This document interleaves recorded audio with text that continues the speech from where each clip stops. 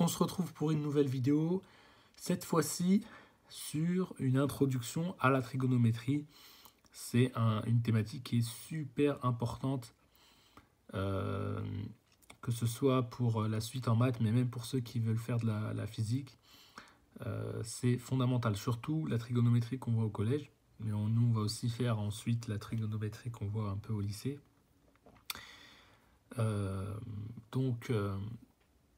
C'est une thématique super importante. Donc le cours, là je l'ai un peu étalé, mais j'ai quand même synthétisé pour mettre en exergue les éléments les plus importants, mais aussi pour vous introduire un peu l'idée. Quelle est l'idée qui sous-tend la trigonométrie? Qu'est-ce que c'est la trigonométrie? Et qu'est-ce qu'on va pouvoir faire avec? Qu'est-ce qu'on va pouvoir déduire comme loi? Etc. etc. Donc, tout d'abord, on commence par le commencement. C'est quoi la trigonométrie? En fait, la trigonométrie, c'est une branche des mathématiques qui fait le lien entre les angles et les longueurs dans un triangle. Alors, qui fait le lien entre les angles et les longueurs, c'est-à-dire, c'est ce qu'on va voir. Justement, on va essayer de voir quelle est la nature de ce lien entre les angles et les longueurs. Comment on va pouvoir faire du lien? Ça, on va le déterminer petit à petit. Tout d'abord, je vous prends une situation, et en fait, cette situation, elle doit éventuellement vous faire penser à ce qu'on avait un petit peu énoncé sur les triangles semblables dans le cours sur les angles. Normalement, je l'avais juste montré comme ça rapidement. Mais là, en fait, on va voir que introduire la trigonométrie par les triangles semblables, ça permet ensuite de se rendre compte de ce qu'on peut avoir lorsqu'on a plutôt deux triangles rectangles qui sont en plus semblables. Donc, qui sont rectangles et en plus semblables. On va voir que ça implique des choses très très intéressantes et ça va nous ouvrir les portes vers toute la trigonométrie. Donc là, j'ai pris un triangle ABC. Voilà, je lui ai attribué des angles bêta, alpha et un angle droit. Et puis j'ai pris un triangle un peu plus grand, BDE. BDE, d'accord? Alors là, vous voyez que j'ai mis les mêmes angles, mais justement, je vais le justifier pourquoi j'ai mis les mêmes angles. Alors, tout d'abord, ce qu'on remarque avec ces deux triangles, c'est qu'ils ont déjà l'angle droit en commun. Mais ce n'est pas tout. Ce n'est pas tout. Vu que là, ces deux triangles ont le sommet B, forcément, ils ont le même angle au sommet B. Parce qu'on voit en fait que la longueur BE n'est que le prolongement de BC. Et que la longueur BD n'est que le prolongement de BA. Donc en fait, forcément, BD et BE vont avoir un angle alpha qui est le même que BA et BC. Vous voyez, ça c'est logique. C'est pour ça que voilà, il n'y a rien d'autre à dire. Et pour bêta, eh bien pour bêta, on se retrouve tout simplement avec ce qu'on appelle des angles correspondants. Alors dans ma construction, j'ai fait en sorte, même si peut-être ça se voit pas trop, mais j'ai fait en sorte que ces longueurs-là soient parallèles. Mais en fait, ça se justifie simplement. Ces deux longueurs sont perpendiculaires à une même droite. Donc forcément, ils ont la même orientation, donc ils sont parallèles. Donc on a deux droites parallèles, coupées par une séquente que j'aurais pu prolonger pour bien que ça se voit. Et dans ce cas-là, les angles correspondants sont de même mesure. Et donc forcément, cet angle-là et cet angle-là est le même. Alors pour ceux qui n'ont pas vu les angles, je vous renvoie vraiment à ma vidéo sur les angles. J'ai quasiment tout dit. Sur ce que je dis, j'ai tout dit, tout démontré. Donc ça vous parlera plus si vous avez vu en amont la vidéo sur les angles. Et je vous précise de façon plus générale qu'il vaut mieux suivre mes vidéos dans l'ordre pour bien être sûr de ne pas se trouver face à des choses qu'on ne comprend pas et qui ont été énoncées, expliquées et éventuellement démontrées en amont. Et donc là, on voit que dans les triangles semblables, en fait, on aura toujours les mêmes angles. Et là, alors dans le cadre d'un triangle rectangle, parce que si là, c'était pas rectangle, bon, ça aurait été peut-être un peu plus compliqué de montrer de façon générale que ça marche. Parce que là, du coup, si c'est pas rectangle, les deux, bon, on pourrait le faire, mais ce serait un peu moins facile de montrer que ces deux droites sont parallèles et que du coup, angles correspondants de même mesure. Très bien. Donc, ce qui est intéressant à voir, si vous remarquez bien, c'est que bien que ce grand triangle apparaît comme un agrandissement de ce petit triangle, leurs angles ont été conservés. C'est-à-dire que le fait d'avoir agrandi ce triangle-là n'a pas changé la valeur de ces angles. C'est toujours les mêmes. C'est toujours les mêmes. Ça veut dire que, finalement, il existe une certaine façon de changer des longueurs qui conserve quand même les angles. Et ça va nous ouvrir une porte vers la trigonométrie, c'est-à-dire ce principe qu'on utilise pour faire le lien entre les angles et les longueurs, et dire qu'une certaine façon de considérer les longueurs implique de considérer des mêmes angles. Donc là, pour l'instant, vous ne le voyez peut-être pas, mais juste après, justement, je vais vous le montrer ici, pourquoi ça marche. Donc, j'ai pris deux triangles qui sont semblables, c'est la même ça ressemble à la construction de là-haut, c'est juste que j'ai séparé les triangles pour bien qu'on voit les choses. Donc on voit qu'ils ont les mêmes angles et que l'un n'est qu'un agrandissement de l'autre. Mais vous voyez que cet agrandissement, en fait, il faut bien voir ce que ça signifie. Et pour bien voir ce que ça signifie, je vais vous demander de vous interroger sur les longueurs homologues. La longueur homologue, par exemple, le petit côté de ce grand triangle avec le petit côté de ce petit triangle, c'est ça la longueur homologue. Le moyen côté avec le moyen côté et le grand côté ici avec le grand côté là. Est-ce que vous remarquez quelque chose?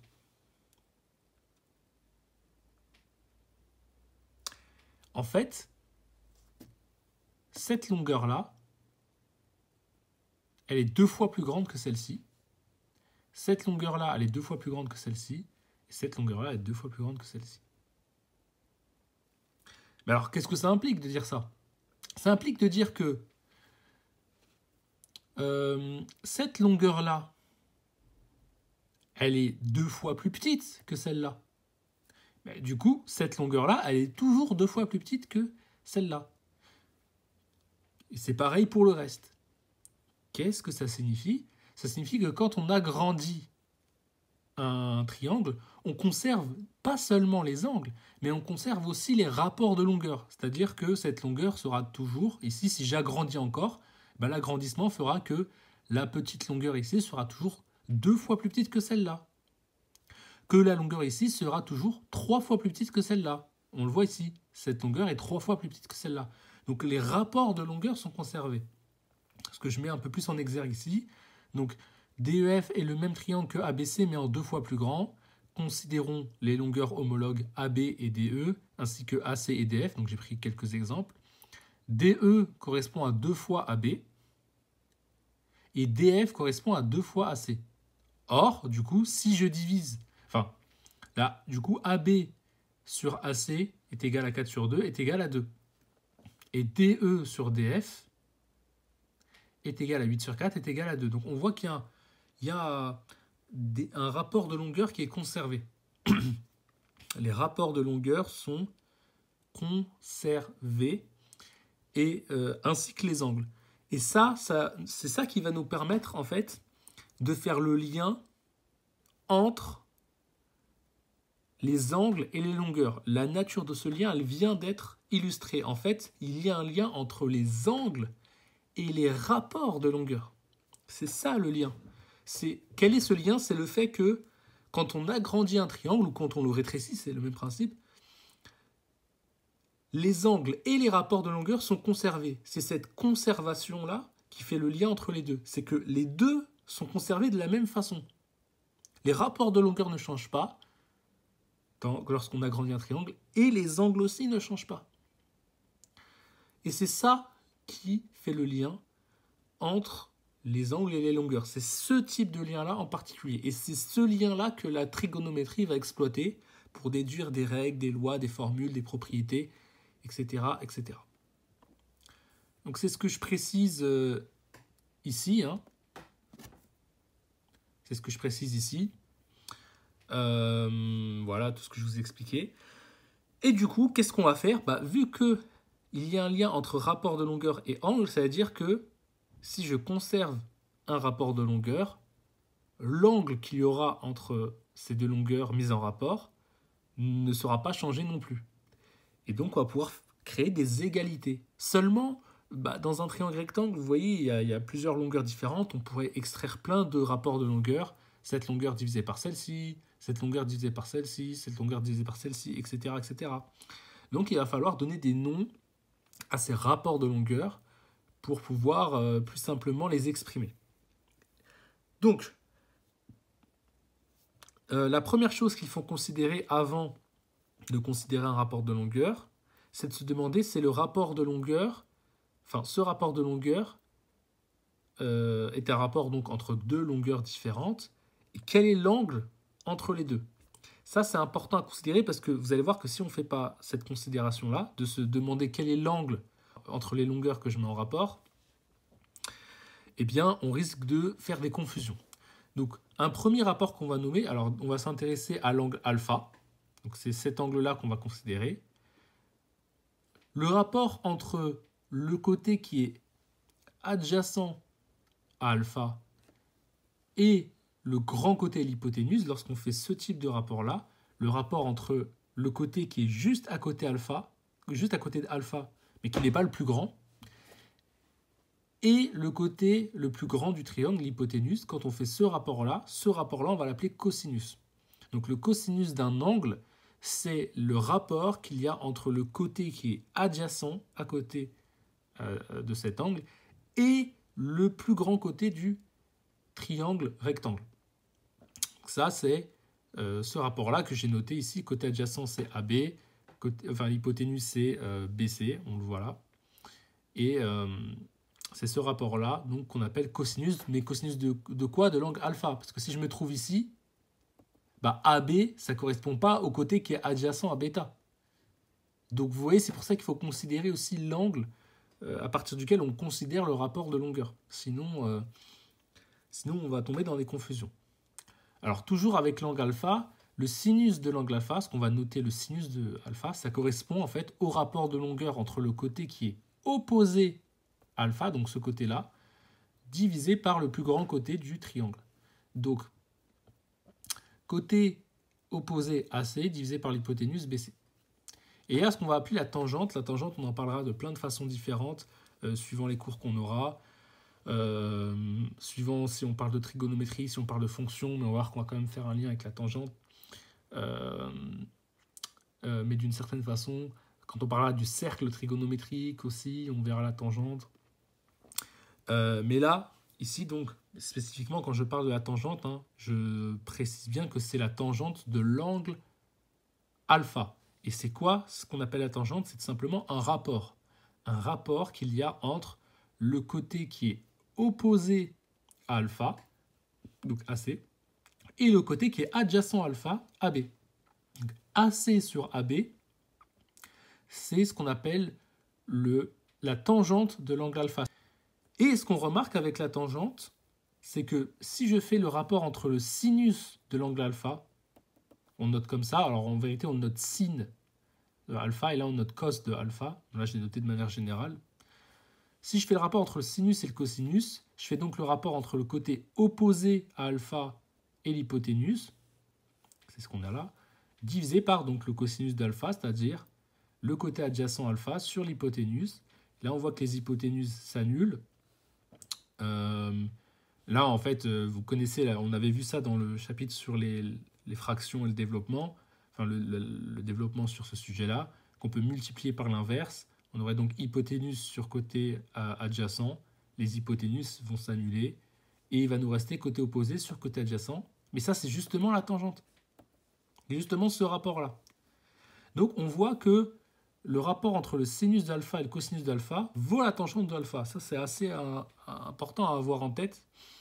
Parce que ce genre d'égalité, on les utilise souvent. C'est assez intriguant aussi de se dire, ah bah tiens, quand je fais le rapport entre les deux, je trouve ça. Mais c'est un peu normal aussi, vu qu'on a deux fois l'hypoténuse, c'est en division. Voilà. Donc, ce qu'il faut retenir, c'est que on a des rapports de longueur sachant un certain angle. Et si on prend un autre angle, ces rapports de longueur seront différents. Je peux vous donner un exemple. Là, j'ai dit que le cosinus de alpha, c'était son côté adjacent AB sur l'hypoténuse BC. Mais le cosinus de bêta, c'est quoi? C'est son côté adjacent AC divisé par l'hypoténuse BC. Mais AC sur BC, donc c'est le cosinus de bêta, mais c'est le sinus de alpha. Donc vous voyez, suivant si on considère les rapports suivant alpha ou suivant bêta, on n'aura pas les mêmes rapports. Le cosinus ne sera pas le même, le sinus ne sera pas le même. Donc il faudra faire attention à ces détails. Voilà. Donc pour l'angle bêta, je nomme les rapports. On en a déjà un peu parlé. Là, je vous ai fait celui du cosinus, mais vous avez aussi celui du sinus et de la tangente. C'est le même principe. Et ces rapports-là, on leur donne des noms, voilà, pour pouvoir avoir pour pouvoir les nommer plus simplement. Alors, donc voilà comment on écrit par exemple cos alpha, le cosinus de alpha, c'est-à-dire le rapport entre le côté adjacent à alpha et l'hypoténuse. Mais ce qui est intéressant, c'est que du coup, cette égalité, donc, on va voir qu'elle permet, entre autres, de pouvoir déterminer des longueurs. Vous permet de pouvoir déterminer des longueurs. Parce que supposons par exemple que je connais déjà la valeur de cos alpha, je connais déjà la valeur du rapport, et que je connaisse la valeur du BC, mais que je ne connais pas la valeur de AB. Est-ce que je peux déduire que vaut AB, sachant un certain cosinus de alpha et une certaine longueur BC? Ben oui, je peux isoler AB. Pour ça, il faut que je dégage de BC. Donc je vais multiplier par BC ici, mais je vais aussi multiplier par là pour conserver l'égalité.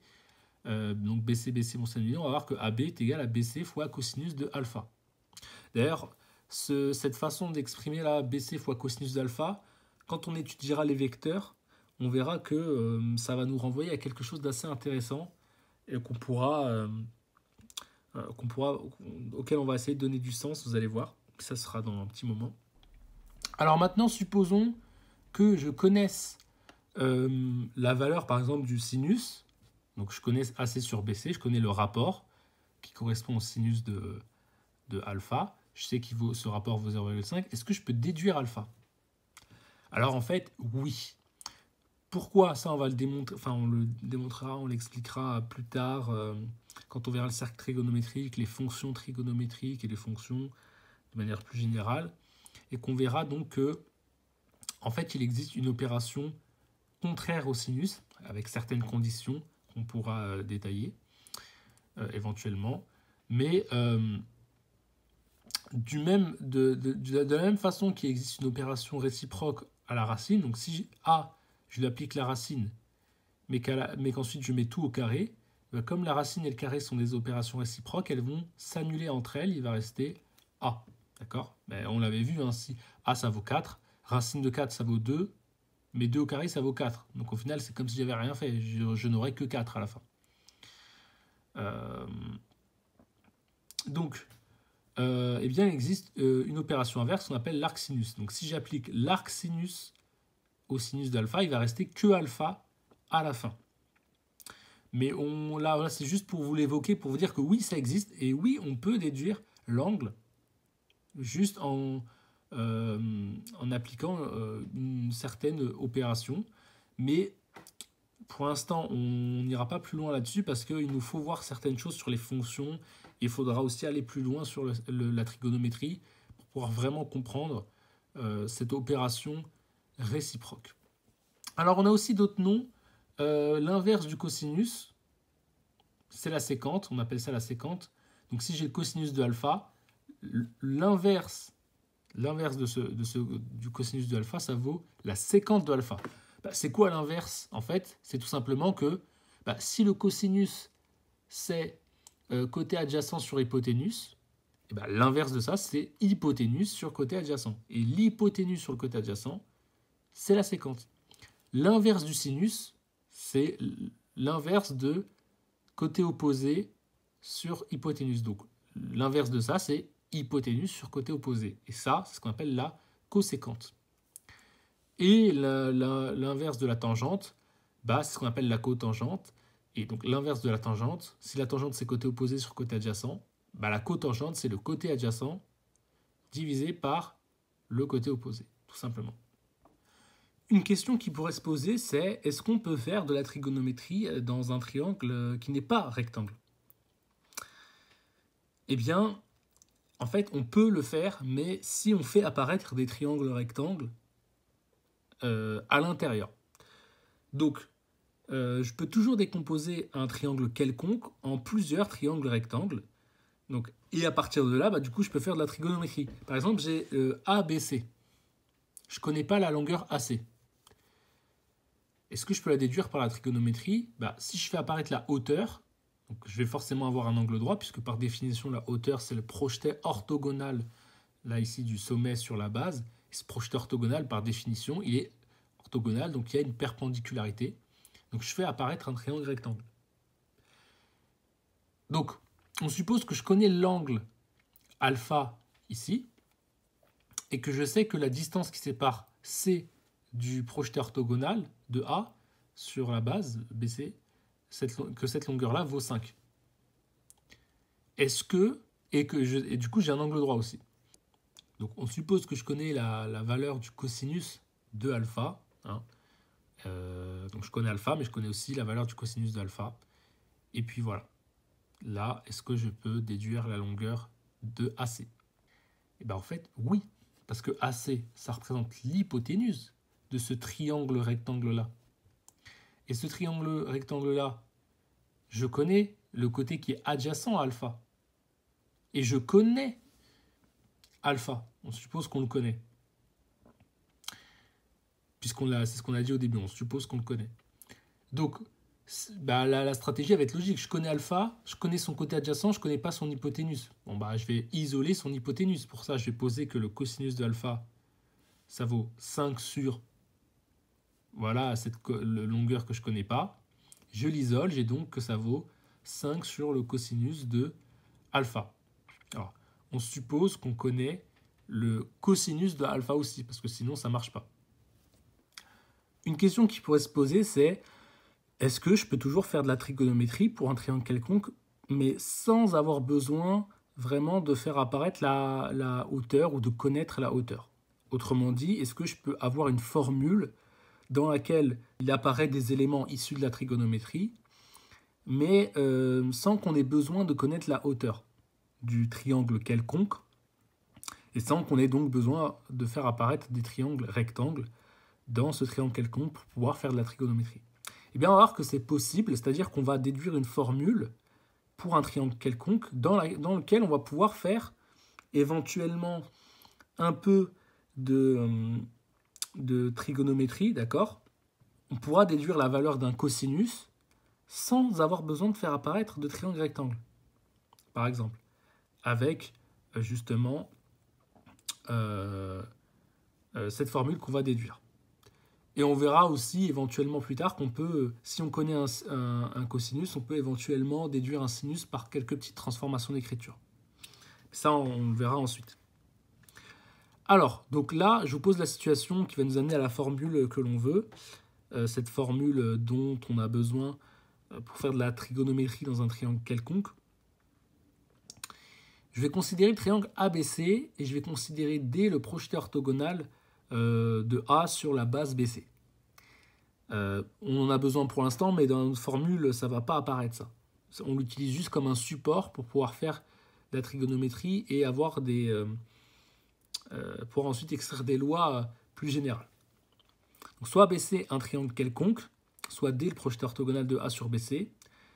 Si j'applique le théorème de Pythagore sur le triangle rectangle ABD, donc j'ai l'hypoténuse AB au carré qui vaut AD, la moyenne longueur au carré, et cette longueur-là au carré. Mais cette longueur-là, c'est quoi? C'est la longueur BC auquel j'enlève DC. Si je prends BC et que je lui enlève DC, il ne reste que cette longueur-là, effectivement. Donc cette longueur-là, elle vaut BC moins DC. BC moins DC, et donc au carré, puisqu'on applique le théorème de Pythagore, cette longueur-là, on la met au carré. Donc cette longueur-là qui vaut ceci, on la met au carré. Ok. D'après Pythagore, on sait aussi que AC au carré, qui est l'hypoténuse, est égal à AD au carré plus DC au carré. D'ailleurs, je peux isoler AD, puisque comme AD apparaît ici, si je l'isole là, si je l'isole ici et que j'en déduis une expression, je vais pouvoir injecter cette expression de AD ici, dans cette formule-là. C'est ça un peu la stratégie. Donc d'après Pythagore, je déduis cette formule-là, j'isole AD. Pour isoler AD, je soustrais par DC au carré de chaque côté. Et donc AD au carré est égal à AC au carré moins DC au carré. Donc j'injecte l'expression de AD au carré ici, dans cette expression, ça va donner ceci. Là, j'ai une identité remarquable donc que je peux développer. Et je vois que les DC au carré vont s'annuler, parce que là j'ai moins DC au carré, et là j'ai DC au carré, les deux s'annulent. C'est comme si je dis moins 3 et plus 3, ça s'annule. Sachant que, alors là on va me dire oui, mais il faut d'abord faire la multiplication. Ouais, mais là on ne connaît pas, en fait, c'est général. D'accord? Donc, et de toute façon, on peut même considérer, on peut mettre tout ça entre parenthèses, et considérer que tout ça, ça vaut un nombre. Et ce nombre, du coup, il est soustrait, additionné, donc on se retrouve finalement, au final, avec les mêmes, avec des opérations assez simples à faire. Donc là, finalement, ça va s'annuler les deux. J'aurais pu l'écrire avec un ordre différent, c'est pas un problème. Donc, ici, en annulant ça, il va me rester ceci. Donc j'ai que AB au carré est égal à tout ça. Donc là, j'ai le fameux DC qui va m'intéresser. Pourquoi? Parce qu'en fait, DC, si on regarde bien, DC, c'est le côté qui est adjacent à alpha. Et AC, c'est l'hypoténuse de alpha. Donc je peux dire que je peux en fait exprimer DC d'une façon un petit peu plus approfondie. Pourquoi? Parce que je sais que du coup, le cosinus d'alpha, ça va être son côté adjacent, DC, divisé par AC. Donc je peux isoler DC, ce qui va me donner cette expression. Et là, j'ai une expression plus enrichie de DC qui me fait apparaître des éléments trigonométriques, tels que le cosinus. Et donc, je vais pouvoir injecter la valeur de DC dans cette expression-là. Et donc, quand je remplace DC par sa valeur, je trouve que AB au carré est égal à AC au carré plus BC au carré moins tout ceci. Et ça, c'est ce qu'on appelle le théorème d'El-Kachi. Et on remarque que le théorème d'El-Kachi n'est qu'une généralisation du théorème de Pythagore, et que le théorème de Pythagore n'est qu'un cas particulier du théorème d'El-Kachi. Pourquoi? Parce que ça, juste ça, c'est le théorème de Pythagore. Si je rajoute ça, c'est le théorème d'El-Kachi. Et le théorème de Pythagore, c'est dans le cas où, ici, on a un cosinus d'un angle qui vaut 1 en radian, ça on expliquera ce que c'est plus tard. Et on verra donc que ça revient en quelque sorte à chercher le cosinus de 90 degrés. Le cosinus de 90 degrés, effectivement, ça va valoir 0. Là, j'aurai 0 fois tout ça. Donc tout ça va valoir 0. Il va me rester que les éléments du théorème de Pythagore. Donc le théorème de Pythagore, c'est dans le cas où le cosinus, on a le cosinus de 90 degrés. Donc si alpha valait 90 degrés, bah là on serait uniquement dans le théorème de Pythagore, ce qui est tout à fait normal, parce que si alpha vaut 90 degrés, donc là je vais avoir cette longueur là comme ça, bah je vais avoir juste un grand triangle rectangle, tout simplement. Là on ne sera plus dans un triangle quelconque. Donc voilà. Quelques petits éléments en plus pour venir compléter cette introduction à la trigonométrie, c'est de nous intéresser à une formule fondamentale de la trigonométrie, qui est celle-ci. Cosinus carré de alpha plus sinus carré de alpha égale 1. C'est une formule qui est super importante parce que du coup, on va voir que du coup, si cette formule est effectivement vraie, je peux, si je ne connais pas le cosinus, mais que je connais le sinus, je pourrais retrouver le cosinus. Pourquoi? Parce que j'aurais juste à isoler le cosinus, j'aurais 1 moins sinus carré de alpha, il faudrait que j'applique la racine carrée, etc. Et je pourrais connaître la valeur du cosinus de alpha. Ça, c'est une formule super importante. Noir, d'où elle vient? Juste, je précise que ça veut dire cosinus carré de alpha, ça veut dire cosinus alpha fois cosinus alpha. Simplement, c'est les règles de puissance appliquées ici à ce rapport-là. Ce rapport qui est qu'on appelle le cosinus. Donc, on comprend aussi un peu éventuellement pourquoi on met le carré ici et pas là, parce que c'est le rapport qui est mis au carré. Le rapport, c'est ici côté adjacent sur hypoténuse. C'est ce rapport-là qu'on met au carré. Très bien. Donc, pour déduire cette loi, on va revenir au triangle rectangle et on va tout d'abord appliquer le théorème de Pythagore, qui nous dit donc que l'hypoténuse au carré, AC au carré, vaut le petit côté au carré plus le moyen côté au carré. C'est pareil. Maintenant, ce que je vais faire, c'est que je vais tout diviser par AC au carré. Et vous allez voir qu'en fait, c'est une stratégie assez intelligente, parce qu'en fait, en divisant par AC au carré, AC c'est l'hypoténuse, bah vous savez, je vais forcément avoir dans cette formule-là un côté adjacent qui va être divisé par l'hypoténuse, un côté opposé qui va être divisé par l'hypoténuse, etc., etc. Il s'agira juste de les retrouver. Donc ça, c'est une technique assez intéressante. Tout d'abord, on sait que du coup, AC au carré sur AC au carré, j'ai un nombre divisé par lui-même, ça vaut 1. Ensuite, ça, on connaît la propriété qui dit que si j'ai A au carré sur B au carré, ça revient à dire A sur B, le tout au carré. Ça, on l'avait déjà vu et démontré. Donc, c'est ce que je fais. Au lieu d'avoir ça, je vais mettre tout au carré. Pareil ici. Sauf que AB sur AC, AB sur AC, c'est le côté opposé à alpha divisé par l'hypoténuse. Et BC sur AC, c'est le côté adjacent à alpha sur l'hypoténuse, c'est-à-dire le cosinus de alpha. C'est exactement ce que je mets ici. Et donc, je remplace cette AB sur AC par le sinus. Je remplace BC sur AC par le cosinus. Et comme ils sont mis au carré, je les mets au carré. Et j'ai donc que sinus carré de alpha plus cosinus carré de alpha égale 1. Je peux changer l'ordre et ça me donne ceci. Et ceci, c'est très intéressant et très important comme formule à maîtriser. D'ailleurs, j'aurais pu faire la même démonstration avec ça. Ça aurait été totalement possible pour cet angle-là et j'aurais retrouvé la même formule. D'ailleurs, je vous invite à le faire. Vous imaginez qu'on a un angle bêta ici. Vous repartez du théorème de Pythagore et puis vous essayez de diviser par une certaine valeur au carré pour essayer de déduire que le cosinus au carré de bêta plus le sinus au carré de bêta, ça vaut toujours 1. Mais voilà, c'est une formule qui est super importante et notamment dans ce qu'on avait vu avant. Donc ici, vous voyez par exemple, je peux changer le cosinus en sinus en faisant, je sais que cosinus carré plus sinus carré est égal à 1, donc j'isole le cosinus carré, j'applique la racine de chaque côté et j'aurai une autre expression. D'accord ? Je pourrais faire une transformation d'écriture dans laquelle je ferais plutôt apparaître du sinus ici. Donc si je connais là le cosinus, j'ai même pas besoin forcément de la hauteur en fait. Parce que je peux isoler cosinus de alpha et diviser de chaque côté par tout ça. J'aurai AB au carré sur tout ça. Et tout ça, ça ne vaut que des longueurs connues dans le triangle. Et donc je pourrais connaître le cosinus de alpha sans avoir besoin de faire apparaître de hauteur. Pareil pour le sinus de alpha, puisque j'aurais plus qu'à... Si je connais le cosinus de alpha, je peux déduire le sinus de alpha grâce à la formule qu'on vient de montrer juste avant. Donc finalement, en fait, je peux faire de la trigonométrie sur un triangle, sachant cette loi-là, et sachant le théorème fondamental qu'on a montré juste avant. Donc voilà en gros pour cette grosse introduction sur la trigonométrie, mais elle était essentielle.